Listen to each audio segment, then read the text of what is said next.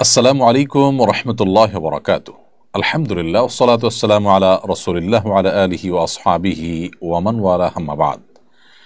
সুপ্রিয় দর্শক শ্রোতা ভাই বোন, দেশ কিংবা প্রবাস যে যেখান থেকে দেখছেন, আপনাদের সকলকে সাদর আমন্ত্রণ জানাচ্ছি। সিলেটে মৌলানা আজহারীর মাহফিলে গোলযোগ হয়েছে। কিভাবে মাহফিলগুলো আরও সুশৃঙ্খল করা যায় এ ব্যাপারে আয়োজক ও শ্রোতাদের কোনো পরামর্শ দেবেন কি?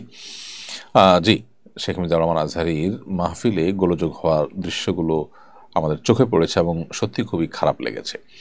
শুধু তার মাহফিলে নয়, আর অন্যান্য অনেক মাহফিলও হয়, হয়তো তার মাহফিলে এখানে গোলযোগটা বেশি হয়েছে।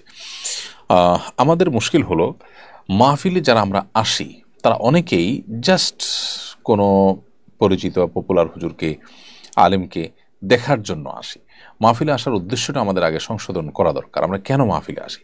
মাহফিলে আমরা আসবো শিখতে, দিন সম্পর্কে জানতে, দিনে ইলম অর্জন করতে, নিজেকে আলোকিত করতে। তাহলে জানার উদ্দেশ্যে যখন আসবো, তখন আমার মধ্যে ছাত্র সুলভ, তালেব ইলম সুলভ আচরণ আমার মধ্যে আসবে।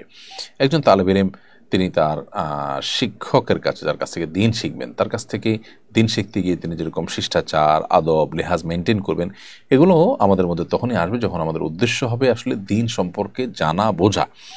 আমরা চাতক পাখির মতো আগ্রহ নিয়ে আসবো আমাদের নিজেদের প্রয়োজনে, আমাদের আখিরাতকে উন্নত করবার জন্য। তাহলে আমাদের মধ্যে বিনয় আসবে, তখন আমরা বিশৃঙ্খলা করবো না। আর উদ্দেশ্য যখন হবে দেখা, তখন দেখতে না পারলে হট্টগোল করা। উদ্দেশ্য যখন হবে ক্যামেরার সামনে আসা, তখন ক্যামেরার সামনে আসতে না পারলে হট্টগোল করা। নানাবিধ অসৎ উদ্দেশ্য থেকে এই সমস্ত সমস্যাগুলো তৈরি হয়।